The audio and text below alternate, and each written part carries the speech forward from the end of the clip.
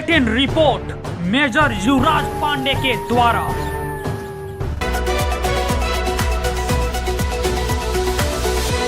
महावर गांव निवासी स्वर्गीय पुरुषोत्तम कुमार जी के 18 वर्षीय पुत्र रणधीर कुमार काफी समय से बीमार थे, जिनका निधन 11 नवंबर को हो गया। इसी दुख की घड़ी में हैंड्स ऑफ प्रकाश चंद्रा के सक्रिय सदस्यों द्वारा उनके घर पहुंचकर उन्हें आर्थिक रूप से सहयोग प्रदान की गई। इस सहयोग की घड़ी में हैंड्स ऑफ प्रकाश चंद्रा के सक्रिय सदस्यों में काफी समय से योगदान देने वाले चिंटू मिश्रा जी एवं सिक्कू राय भी उपस्थित रहे।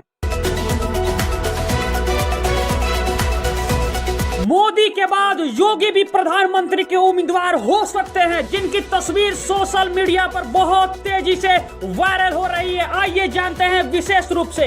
मोदी के बाद योगी आदित्यनाथ ही प्रधानमंत्री होंगे, इसकी एक तस्वीर आई है। पिछले 15 दिन से जिसका जवाब भारत की जनता गूगल में ढूंढ रही थी, उसका सबूत खुद योगी आदित्यनाथ ने पेश कर दिया है। पीएम मोदी ने योगी के जरिए सीधा संदेश दिया है कि भविष्य में उनके बाद योगी आदित्यनाथ ही प्रधानमंत्री की कुर्सी पर बैठेंगे। इस तस्वीर पर आप क्या लिख सकते हैं, क्या कहानी जोड़ सकते हैं, क्या तर्क दे सकते हैं? क्योंकि सियासत में हर तस्वीर की अपनी कहानी होती है और ऐसी ही कहानी इन दो तस्वीरों में छिपी हुई है। एक संदेश के साथ योगी ने इन दो तस्वीरों को जब भारत की जनता के सामने पेश किया तो योगी आदित्यनाथ के विरोधियों में खलबली मच गई। योगी प्रधानमंत्री बनने के लिए इतना उत्साहित हैं कि इस खुशी को जाहिर करने के लिए इन तस्वीरों के साथ एक कविता लिख डाली। 2018 में इस कविता को प्रधानमंत्री मोदी ने 15 अगस्त के मौके पर लाल किले से पढ़ा था, लेकिन योगी ने इस कविता को ट्विटर पर लिखकर ये संदेश देने की कोशिश की है कि मोदी का उत्तराधिकारी सिर्फ योगी है। तो चलिए योगी आदित्यनाथ की वो कविता भी आपको सुनाते हैं, जिसकी लाइनें योगी के भविष्य की ओर इशारा कर रही हैं। हम निकल पड़े हैं प्रण करके, अपना तन मन अर्पण करके, जिद है एक सूर्य उगाना है, अंबर से ऊंचा जाना है, एक भारत नया बनाना है। भारत का भविष्य इन दो तस्वीरों में ही छिपा हुआ है। कैसे, इसे समझिए। आज से करीब 15 दिन पहले योगी को दिल्ली बुलाया गया था। दिल्ली में बीजेपी कार्य समिति की बैठक के दौरान भी पीएम मोदी ने योगी का कद बढ़ाने की भरपूर कोशिश की थी। बैठक में अमित शाह, राजनाथ सिंह, नितिन गडकरी जैसे धुरंधर नेताओं को दरकिनार करते हुए मोदी ने कार्य समिति की बैठक का प्रस्ताव पढ़ने का मौका सिर्फ योगी आदित्यनाथ को दिया था। ये बात भाजपा के कुछ बड़े नेताओं को भी खटकी थी, लेकिन मोदी के सामने किसी ने अपनी जुबान नहीं खोली। लेकिन दिल्ली से लौटने के करीब 15 दिन बाद योगी ने इस तस्वीर को साझा करके देश को संदेश दे दिया है कि आने वाले समय में उनका भविष्य क्या है। लेकिन मोदी योगी को प्रधानमंत्री क्यों बनाना चाहते हैं, चलिए आपको इसकी वजह भी बता देते हैं। इसकी पहली वजह यह है कि प्रधानमंत्री मोदी को एक सख्त नेता चाहिए और योगी आदित्यनाथ अपनी सख्त छवि के लिए जाने जाते हैं।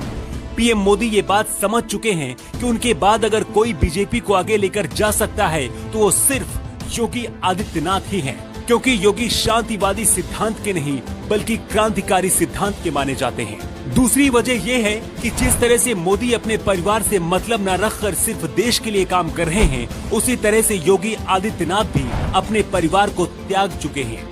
तीसरी वजह यह है कि हिंदू कट्टरवादी छवि की वजह से योगी को आरएसएस भी पसंद करती है और हिंदू विचारधारा वाले लोगों के लिए योगी आदित्यनाथ ही सब कुछ है। ऐसे में माना जा रहा है कि प्रधानमंत्री ने कंधे पर हाथ रखकर योगी को ये संदेश देने की कोशिश की है कि कोई छोटी नहीं बल्कि बहुत बड़ी लड़ाई लड़नी है और इसके लिए तैयार रहना है। प्रधानमंत्री 2 दिन के लिए लखनऊ आए हुए हैं। यहीं पर योगी आदित्यनाथ से मुलाकात की है। इस तस्वीर को देखकर समझा जा सकता है कि किसी गहरे विषय पर दोनों नेताओं के बीच मंथन हो रहा है। मोदी के कंधे पर योगी की भेंट की हुई शॉल है और योगी के कंधे पर मोदी का हाथ है। अपने 20 साल के राजनीतिक कैरियर में पहली बार मोदी ने किसी के कंधे पर हाथ रखा है। अमित शाह मोदी के सबसे करीबी माने जाते हैं, लेकिन ऐसी तस्वीर आपने कभी नहीं देखी होगी जैसी आज देख रहे हैं। शायद पीएम मोदी भी ये समझ चुके हैं कि असल में योगी आदित्यनाथ का कद क्या है। आपकी नजर में इस तस्वीर के मायने क्या हैं? आप अपनी प्रतिक्रिया कमेंट बॉक्स में दे सकते हैं।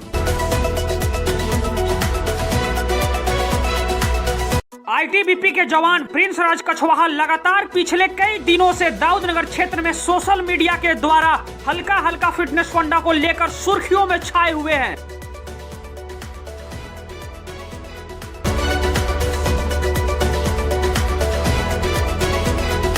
बालाकोट एयर स्ट्राइक में पाक F-16 फाइटर प्लेन गिराने वाले विंग कमांडर अभिनंदन को प्रेसिडेंट रामनाथ कोविंद द्वारा वीर चक्र से सम्मानित किया गया।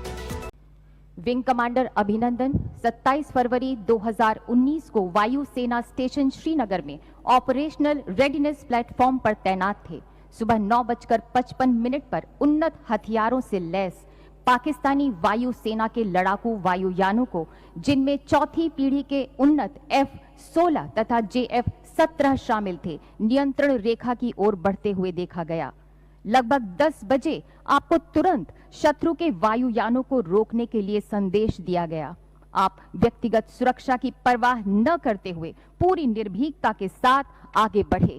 असाधारण हवाई सूझबूझ और शत्रु की रणनीति की जानकारी होने का प्रदर्शन करते हुए आपने अपने वायुयान वाहिद एयर इंटरसेप्ट रडार से निम्न ऊंचाई के वायु क्षेत्र का निरीक्षण किया और पाया कि दुश्मन का वायुयान भारतीय लड़ाकू इंटरसेप्टर वायुयान पर घात लगाकर हमला करने के लिए निम्न ऊंचाई पर उड़ान भर रहा है। आपने खतरे के प्रति अन्य पायलटों को सचेत किया।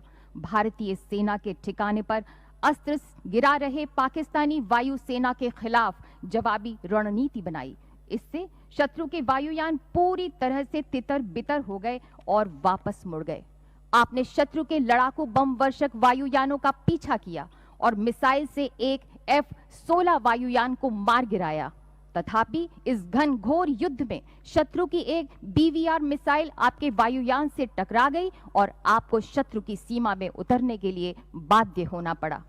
एक युद्धबंदी के रूप में कैद होने के बावजूद आप पूरे संयम, बहादुरी और गरिमापूर्ण तरीके से शत्रुओं से पेश आए। जब तक आपको 1 मार्च 2019 को वापस सौंपा गया, तब तक आपने असाधारण दृढ़ता बनाई रखी। इस कार्य से सभी सशस्त्र बलों का और खास तौर पर भारतीय वायुसेना का मनोबल बढ़ा। इस प्रकार विंग कमांडर वर्तमान अभिनंदन ने अपनी व्यक्तिगत सुरक्षा की परवाह न करते हुए अपने कर्तव्य के प्रति असाधारण समर्पण तथा शत्रु के सामने अदम्य साहस और शौर्य का प्रदर्शन किया। ग्रुप कैप्टन वर्तमान अभिनंदन।